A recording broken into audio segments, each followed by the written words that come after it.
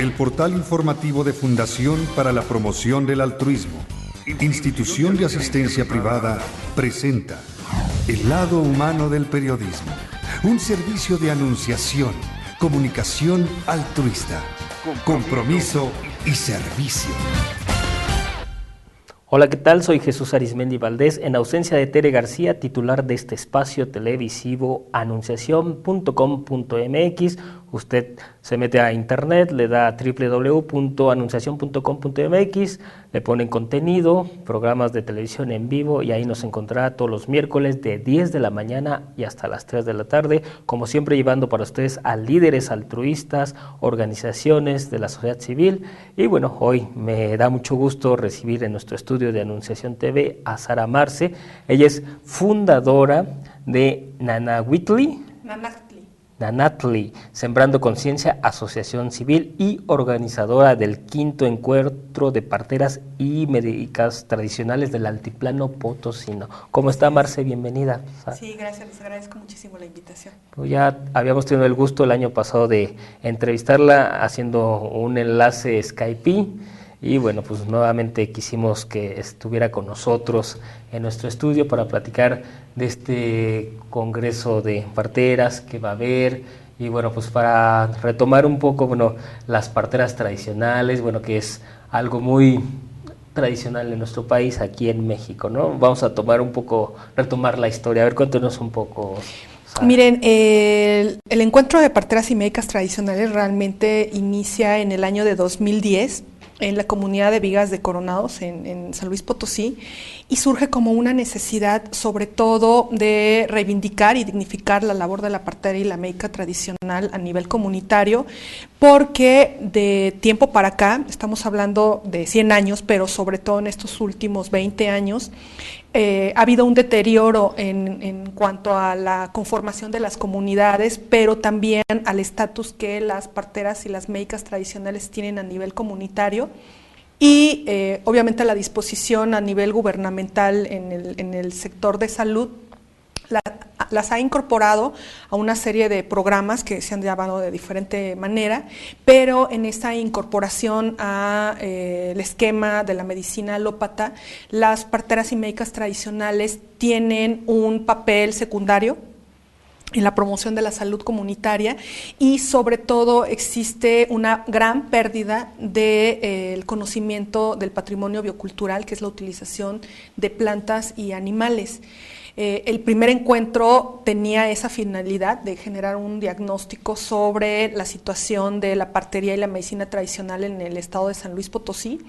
Y realmente pues sí hizo una convocatoria a las parteras en la región, que son aproximadamente 250 en un sector, y como en servicios de salud y aproximadamente unas 200 en IMSS Oportunidades.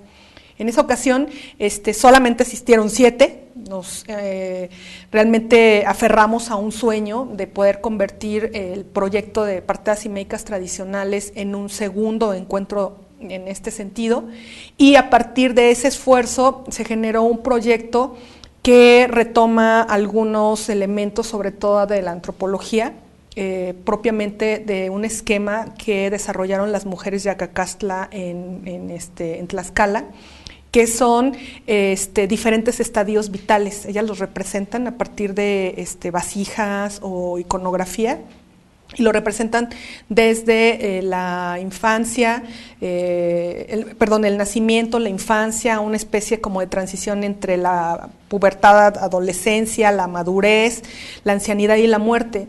Y en ese sentido, pues mi origen es un origen académico, soy antropóloga social, retomé esta cosmovisión y se planteó que fueran el desarrollo de 7 encuentros de parteras y médicas tradicionales. El segundo fue sobre embarazo, parto, puerperio y cuidado perinatal. El tercero fue sobre infancia, niñez. El del año pasado, que nos hicieron el gran favor de apoyarnos con su difusión, fue sobre pubertad, adolescencia, y en esta ocasión es madurez humana. Cada uno de los encuentros fundamentalmente tiene el interés de articular enfoques médicos alternativos, alópatas, tradicionales y de medicina complementaria, y poder ofrecer a médicos tradicionales, pero además a la comunidad en general, modelos de actualización y modelos de capacitación desde una perspectiva sobre todo multidisciplinaria, y en eso estamos en esta ocasión. Y bueno, ¿por qué propiamente San Luis Potosí? Bueno, yo llegué a la región hace casi 20 años, con la idea de que había unos anocheceres hermosísimos donde la Vía Láctea se veía muy claramente, y desde que llegué yo a ese lugar me di cuenta que es un lugar hermosísimo, es una ruta de peregrinación de los pueblos wixárikas, de pueblos originarios. Hay una gran riqueza cultural, biocultural también, sobre todo porque se encuentran ahí especies de plantas y de animales únicas. De hecho, podría denominarse que es un ecosistema importante, pero sobre todo por el gran vacío institucional y de asistencia que existe en la región. Son comunidades alejadas, 20 kilómetros, 100 kilómetros una de otra. Los centros poblacionales grandes están a 100 kilómetros.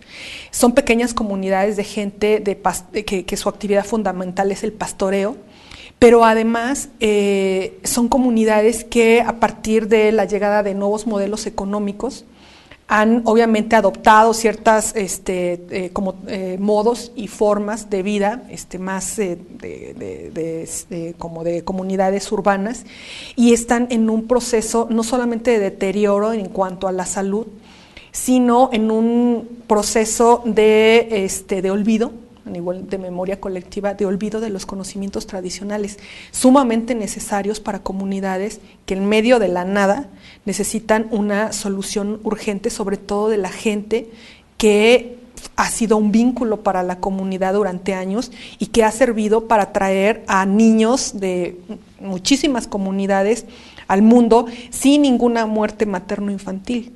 Entonces las parteras están muriendo en las comunidades, están envejeciendo en las comunidades sin ningún tipo de atención, sin ningún tipo de prestación social, olvidando prácticamente su conocimiento, que nosotros consideramos que es un conocimiento humanizador y que permite generar procesos autonómicos a nivel de la gestión de la salud. ¿Por qué no el centro? ¿Por qué no la Huasteca? Porque existe una mayor asistencia en esos lugares. Sin embargo, el altiplano potosino, por estas características de pobreza cultural, pues está mucho más necesitado de una visibilización en esta problemática que otras regiones del estado. Y bueno, para situarnos geográficamente en el altiplano potosino, ¿estamos al norte, al sur, al oriente del estado? Estamos prácticamente al norte, ¿no? Es la frontera, estamos aproximadamente como a 2 horas de Saltillo, a 4 horas de Monterrey, está la colinde con Zacatecas, está el colinde con Durango. Es una zona extensísima de tierra. Las comunidades, como les digo, están sumergidas en el desierto. Muchas de ellas todavía se transportan en carretas con caballos, y las parteras y médicas tradicionales de esos lugares, pues en ocasiones no tienen campos quirúrgicos, no tienen la posibilidad de que alguien vaya por ellas. En ocasiones van en burritos, en caballos, en bicicletas, caminando, asisten a mujeres en comunidades sumamente aisladas, y esa necesidad fue lo que generó que no se hiciera en otra parte del país, ni siquiera en otra parte de San Luis Potosí, sino fundamentalmente en ese lugar.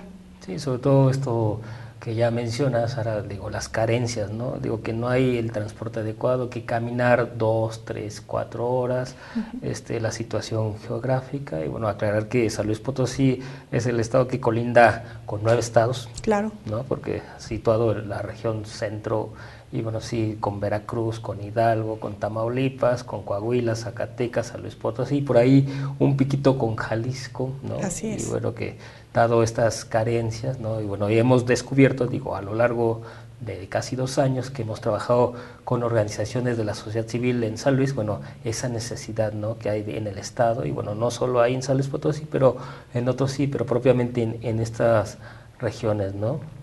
Entonces sí, que han venido trabajando ustedes, y sobre todo rescatar el valor de las parteras, ¿no? Que vienen generando. Y bueno, en este congreso, ¿qué va a haber? ¿Cuántas personas participan? ¿Cuántas personas creen que lleguen en esta ocasión? Muy bien, como nosotros estamos desarrollando estadios vitales, cada uno de los estadios es reflexionado desde una perspectiva multidisciplinaria. Entonces tratamos de que en estos 3 días se puedan abordar diferentes aspectos de un estadio vital, un estadio de conciencia. Los primeros días, el primer día, que es el día 15, sobre todo nosotros desarrollamos toda la temática relacionada con la sexualidad humana o las sexualidades humanas. Entonces hay una reflexión desde la construcción de la masculinidad, la construcción de la feminidad, la cuestión de las identidades sexuales, las cuestiones de los prejuicios, de los estereotipos que se construyen culturalmente en torno al cuerpo, la manera en la cual se significa el cuerpo, sobre todo el cuerpo de la mujer, ¿no? Hay una problemática de masculinidad que yo creo que es necesario abordar, pero en ocasiones desde encuentros de parteras y médicas tradicionales todavía no hemos tenido realmente como un impacto muy fuerte en ese sentido. El segundo día, sobre todo, abordamos cuestiones más relacionadas con derechos humanos. Entonces vemos de la violencia intrafamiliar a la violencia obstétrica, vemos los factores de riesgo que esta violencia sistémica genera sobre todo en los procesos salud-enfermedad, porque se ha comprobado a nivel de estudios en diferentes disciplinas que muchas de las enfermedades o de los padecimientos crónicos degenerativos, en el caso de cáncer, aparición de miomas o de quistes, tiene un componente emocional.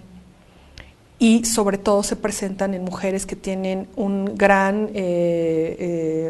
mal afrontamiento de estrés, ¿no? Y viven situaciones de violencia. Ese mismo día nosotros estamos... ¿Le parece si hacemos una pausa, Sara? Vamos y sí, volvemos. Porque yo... Sí, vamos y volvemos. Sí, gracias.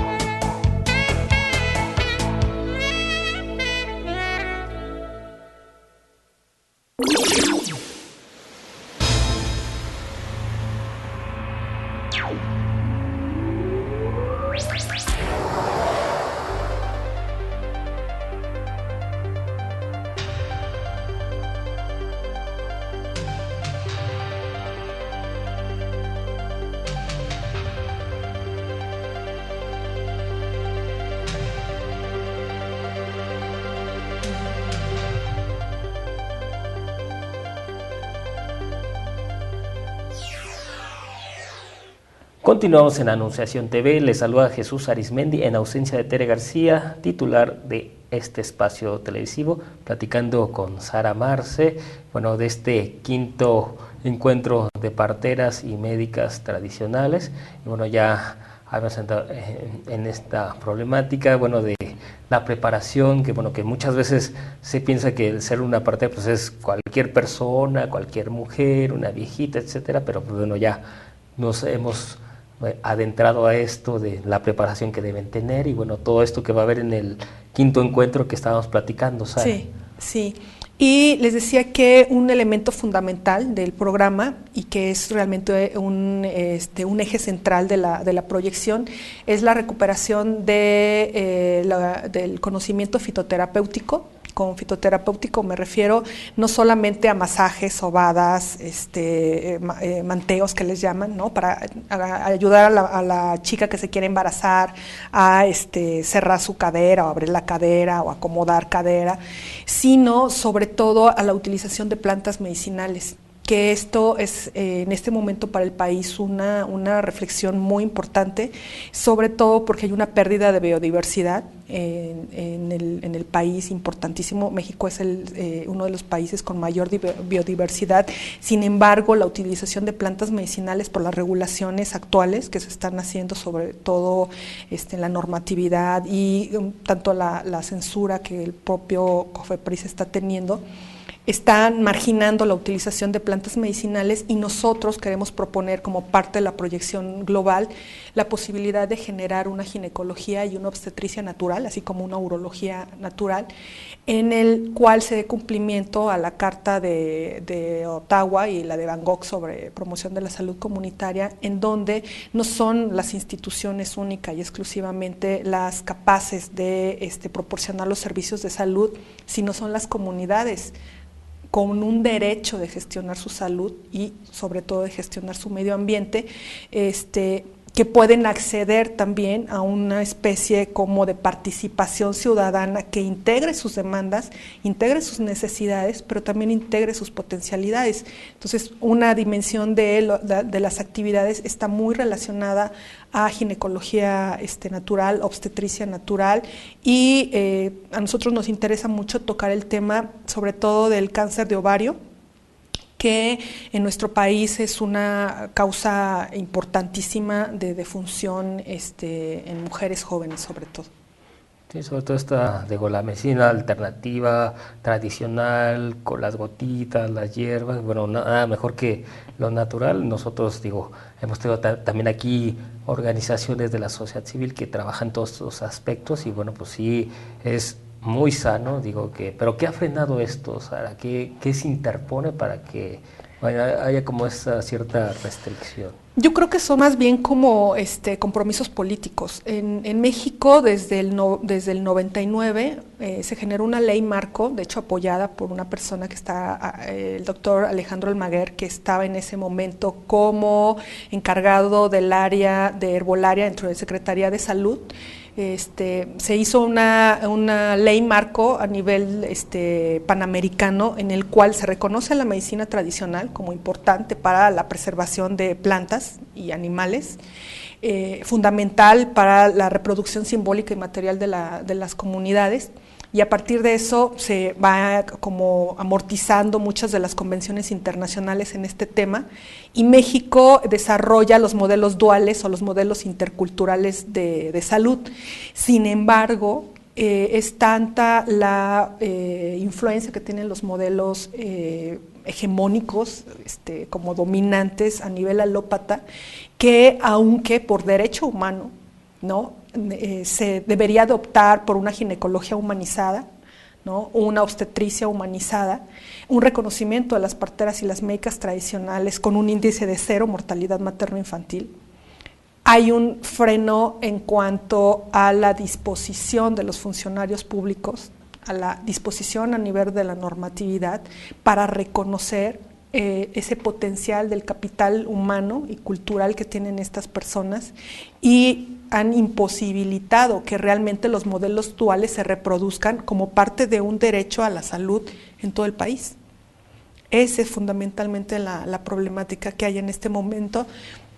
y que nosotros consideramos que una manera de potenciar que no se quede ahí esperando que la ley diga algo al respecto es empoderando a las personas, haciéndolas conscientes de sus derechos humanos, haciéndolas conscientes de la gran riqueza que pueden ofrecer y la importancia de que se visibilice esto en los espacios públicos, en los espacios políticos, y que los modelos duales sean una exigencia con una dignificación de este tipo de conocimientos. Hay una serie de protocolos de medicación que no es la hierbita, el puñito, la cucharadita, son protocolos de medicación que son igual de eficientes, igual de veraces que un medicamento de síntesis química.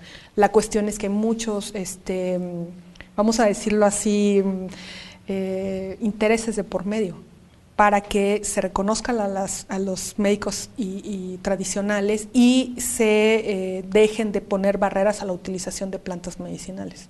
Y sobre todo intereses económicos y políticos, ¿no? Y bueno, aquí pueden entrar los grandes farmacéuticos, ¿no? Digo que pudieran ahí protestar y bueno, pero pues siempre digo, retomando desde nuestros antepasados, digo, pues con plantas medicinales se curaban, ¿no? Claro. Digo, ahí pues no hay de otra, digo, no hay que echarle mucha inteligencia, pero pues así siempre ha sido, ¿no? Yo me acuerdo los remedios de mi abuelita, que si te caíste que el árnica o que pedacito de chocolate y bueno, todos esos tipos de cuestiones, ¿no? Y bueno, ¿cuál ha sido la efectividad, digo, en estos procesos de utilización de plantas medicinales en el proceso con las parteras?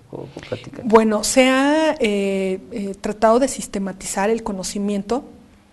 Obviamente es un tanto complejo porque muchas de ellas viven en lugares donde hay muchísima vegetación, ¿no? De hecho, se podrían generar proyectos de investigación en el sentido de la salvaguarda del patrimonio biocultural, pero fundamentalmente es como la prueba de confianza en el día a día, ¿no? El tipo de procesos que ellas desarrollan a nivel de la utilización de planta medicinal con las mujeres que están embarazadas o con las mujeres que están pariendo, prueba su eficacia en el sentido de que permiten que el proceso humano que genera el cerebro primitivo con la liberación de la oxitocina y con una serie de técnicas y de utilizaciones de planta medicinal, concluya en un alumbramiento tanto del bebé como de la placenta en ocasiones sin problemas infecciosos posteriores, con un manejo de los tiempos de las mujeres adecuados, sin la presión de los protocolos de que si no pares en 2 horas te hacemos cesárea, ¿no? Que sobre todo se puede concluir que toda esta utilización de plantas medicinales y el conocimiento que ellas tienen puede fructificar sobre todo en el hecho de que los niños que nacen en este método tienen una mayor adaptación a nivel de procesos cognitivos y de lógica, porque retornan al proceso humanizador primitivo que nos dio finalmente el plus que tenemos, ¿no? Entonces el gran tesoro que tienen estas mujeres en las manos es la posibilidad de que la evolución humana no se frene. Hay muchísimas pruebas científicas de niños que nacen de cesáreas, ¿no? En el cual son retirados de la madre, se los entregan un día después o 3 horas después o 6 horas después, no se amamantan, ¿no? Existe una serie de cortes en el proceso humanizador que no se presentan en el caso de las parteras y que aunque son personas que no tienen realmente una remuneración ni un reconocimiento económico, cumplen una función ética o bioética más profunda que una persona que llega a cobrar 40,000 pesos o 80,000 pesos por un parto.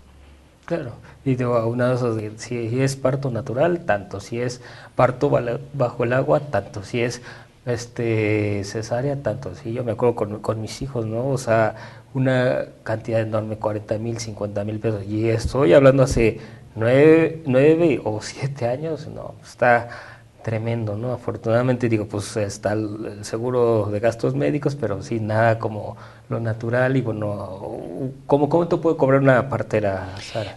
Pues fíjate que muchas de ellas no tienen un salario. No. atienden a mujeres que están en comunidades con a lo mejor una familia, puede ser de 3 niños, de 5 niños, de 7 niños, donde les pagan en ocasiones con la gallina, en ocasiones no les pagan, ¿no? O en ocasiones tienen una remuneración de 500 pesos. De hecho, es la incorporación que se hace de este tipo de parteras a los sistemas de salud, sin mal no recuerdo, tienen una como gratificación de aproximadamente 1,500 o un poquito menos, un poquito más, cada 2 meses. Y ese es como una manera de reconocimiento a su trabajo y su labor como asistentes de salud primaria a nivel comunitario. Sin embargo, una cuestión que también me gustaría mencionar es que ha habido una criminalización de la labor de la partera y la médica tradicional en el sentido de funciones materno-infantiles. Sin embargo, si nosotros vemos esta problemática en contraste a las denuncias de violación de derechos humanos de mujeres que paren en los pastos de los centros de salud en Oaxaca, en otras entidades del país, pues vamos a ver que la problemática, pues tal vez se le fue 1 o 2 situaciones a la partera, sin embargo no es tan grave, ¿no? O sea, no es porque no sea grave una defunción materno-infantil. ¿Le parece si hacemos una pausa, Sara? Vamos Sí. Y volvemos.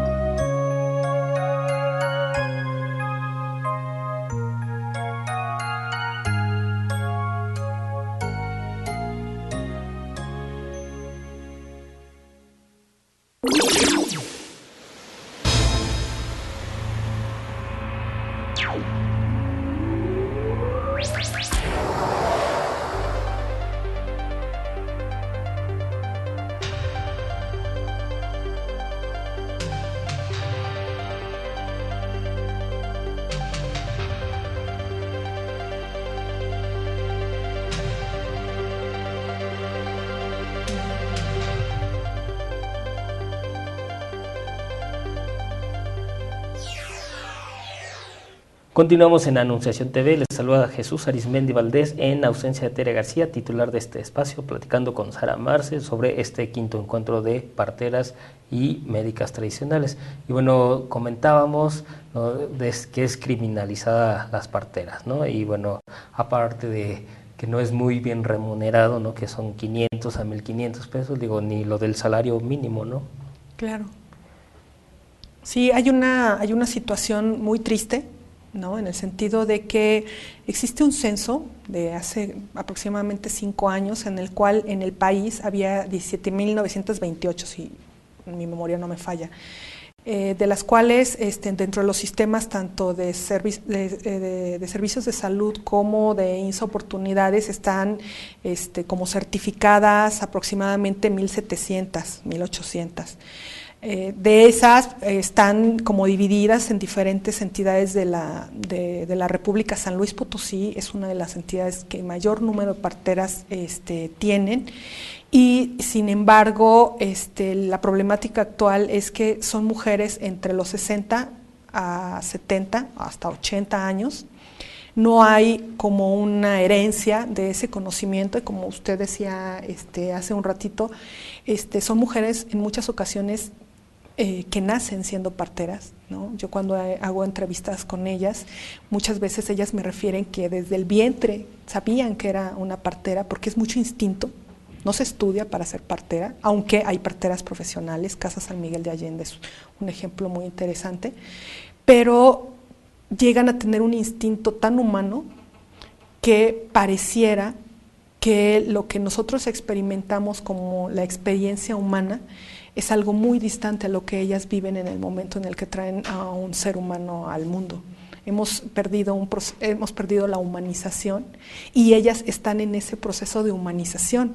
Sin embargo, son personas que están en edades avanzadas, con esta carencia económica, y pues finalmente nosotros el objetivo fundamental del encuentro es recuperar ese conocimiento tradicional, sistematizarlo, generar a partir de eso videotecas temáticas, pequeños videitos, ¿no? que puedan hacer una videoteca que con el tiempo se pueda donar a comunidades, a centros comunitarios, a centros de salud, para generar una discusión, pero que sirvan como una salvaguarda de ese patrimonio y como una garantía de que dentro de la memoria colectiva todo ese conocimiento de estos seres que están partiendo, que seguramente en 20, 30 años habrá pocas parteras en México, en todo el planeta cada vez menos, pues pueda quedar manifiesta, latente en este tipo de trabajos que hacemos, y sobre todo en la culminación de videos que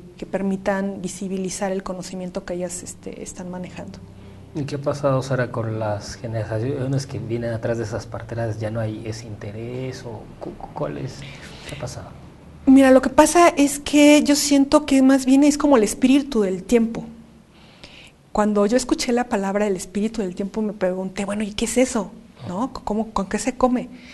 Y yo he visto que el espíritu del tiempo es la forma en la que el ser humano va evolucionando, y en ocasiones vamos olvidándonos cada vez más de nosotros mismos y nos vamos tecnificando, y antes era una pantalla enorme y ahorita cada vez son dispositivos más chiquitos donde la gente está prácticamente en una enajenación, ¿no? Viven en realidades virtuales, y no es malo, al contrario, existe una apertura en los medios de comunicación.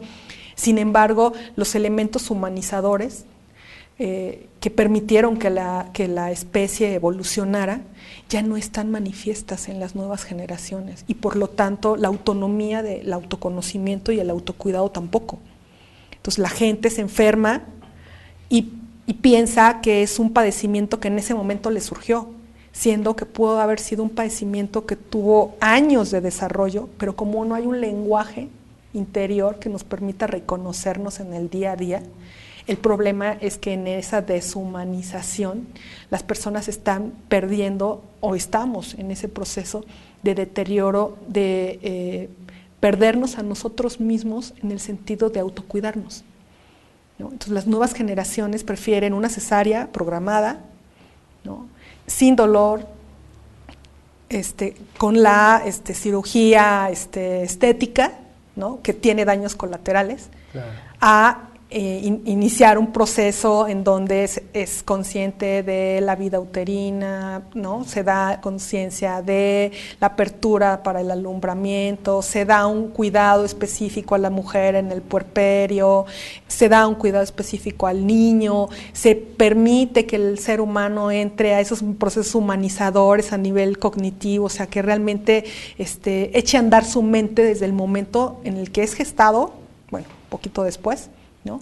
Pero sobre todo desde el nacimiento, que sean gentes mucho más aptas para la sobrevivencia. Actualmente el ser humano lamentablemente no es tan apto para la sobrevivencia, es parasitario de la tierra. Entonces, esa es la problemática que nosotros queremos visibilizar. Digo, es como vivir en el campo y en la ciudad, ¿no? Un niño del campo pues, va a saber sobrevivir porque siembra, cosecha, a diferencia de un niño en la ciudad que tiene todo, como dijera mamá, peladito y a la boca, ¿no? Así es. ¿No? Que finalmente, digo, es parte de la evolución del hombre, de la mujer, la globalización, etcétera, ¿no? Y bueno, ¿cuándo es este encuentro, Sara? El encuentro se realiza el 15, 16 y 17 en la comunidad de Estación 14, en el altiplano potosino. Está muy cerquita de la ciudad de Matehuala, que es como el punto de referencia más próximo de muchísima gente. De ahí de Matehuala está aproximadamente como a 1 hora. Estación 14, hay transportes que salen de la calle de Bocanegra, que es una calle muy concurrida ahí en Matehuala, y los llevan directamente al encuentro que inicia el día 15 a las 9 de la mañana y está programado para que termine el día 17 aproximadamente a las 8 de la noche, con la generación de 3 escenarios: escenario de comunidad, que es a grandes rasgos esto que les platiqué; escenario de niños, porque casi siempre la gente, las parteras o los médicos o la gente lleva a los niños y a veces los niños pues también tienen que entretenerse, entonces generamos un programa especial de trabajo para ellos. Y hay un programa especial que es un escenario de jóvenes, y en él sobre todo se aborda la prevención del embarazo adolescente y los problemas de adicción, que también son muy fuertes en la región. Agosto, ¿verdad? En agosto. O sea que ya prácticamente a la vuelta de la esquina, sí, a una semana. próxima semana. Y bueno, ¿cuáles son los medios de difusión? Digo, porque hay que hacer mucho ruido, Sara. Sí, bueno, sobre todo son medios electrónicos. Hay tenemos una dirección de Face que es Nanactli, así como aparece. Ahí hay información, está de hecho los flyers, el cartel. Estamos subiendo el programa definitivo el día de mañana. Hay información de cómo irse, están las inscripciones, es completamente gratis para la gente de las comunidades. Sin embargo, para la gente que asiste, pues solicitamos que nos apoyen en eso. Es una producción solidaria realmente, ¿no? Las instancias de gobierno nos apoyan en la medida de lo posible, pero muchos de los requerimientos realmente para la realización de este tipo de encuentros son más como de altruismo, de solidaridad, y afortunadamente pues cerramos siempre como carrera de caballos, ¿no? Mordiéndonos las uñas, pero contentos porque siempre se ha logrado un trabajo hermoso, la gente queda muy satisfecha. Realmente trabajamos para las parteras, ¿no? Para que ellas puedan retornar a sus comunidades con un conocimiento pues mucho más amplio de cómo abordar temas de salud comunitaria. ¿Y se ha logrado el objetivo, Sara? Creo que sí. Creo que sí. Hemos trabajado mucho en la conservación de plantas medicinales, ¿no? De hecho, ahí se presentan 3 personas de diferentes universidades y centros de investigación en ese sentido. Entonces, yo creo que nuestro trabajo más profundo es poder enseñarle a los niños, a los jóvenes, a las personas adultas, maduras, la potencialidad de cuidar y rescatar, sobre todo, el uso de plantas medicinales como una forma de sanación económica, ¿no? Que es sobre todo importante eso, y sobre todo pues sana, porque no tiene en ocasiones daños colaterales. ¿Y las parteras qué les manifiestan, qué les dicen, cuál es su sentir? Súper contentas. Están muy contentas porque muchas de ellas, aunque son personas adultas, habían perdido realmente en su memoria la utilización de muchísimas plantas medicinales. Entonces, sobre todo cuando hemos trabajado ginecología natural, ¿no? Que a nosotros como mujeres nos interesa muchísimo, pues realmente han manifestado pues un interés mayor y obviamente esto es parte de una herencia, ¿no? Llega la abuelita, a lo mejor la mamá se lo transmite a la hija a la otra hija. Entonces, yo creo que en ese sentido sí hemos tenido una respuesta importante en las comunidades. Pues les deseamos el mejor de los éxitos. A lo largo de todo el programa han salido los datos para que se pongan en contacto con ustedes y bueno, pues cuenten con la difusión de todos estos eventos para darle continuidad y pues mucho éxito. Sí, gracias.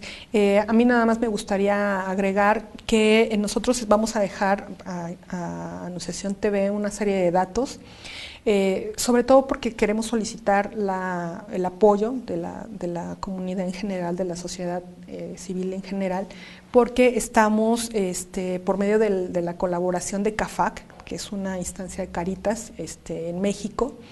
Ellos nos hacen el favor de recibir donaciones y sus aportaciones pues son destinadas a la producción del encuentro, ¿no? Al final se hace un tráiler del resumen de todas las actividades que nosotros ofrecimos, y esa es una manera de justificar cada centavo, peso, miles, cientos y millones que nos puedan regalar de todo corazón. Les agradezco muchísimo a Anunciación TV, a los compañeros que están aquí presentes y sobre todo a usted.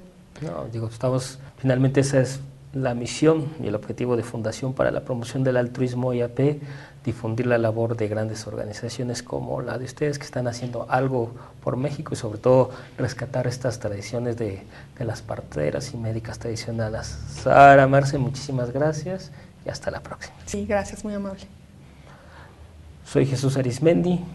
Pásela bien haciendo el bien, agradeciendo a nuestro productor Rafael Melgar, a nuestros camarógrafos Marcos Velázquez, Eduardo González Chiu, nuestro floor manager Hilario Ramírez y nuestro webmaster Adolfo González. Hasta la próxima.